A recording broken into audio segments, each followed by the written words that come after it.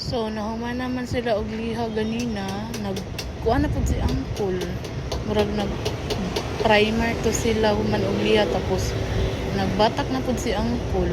Mao ba? Ambot mao ba to? Basta something ana. Nilakaw manggod ko guys, si Jojo ra akong gibini sa balay kay nakasikaso ko aning pag liyok-liyok sa franchise sa pedicab para nagnaydakop, di na ni madakpan. So mo na siya nagkuan sila, nagliha sila, tupat sila kabukol kay nato si kuya tong pintor kana siya nya mo to nagbatak sila. Nana sila sa kusina nagbatak-batak. Napod isa-isa sa kwarto.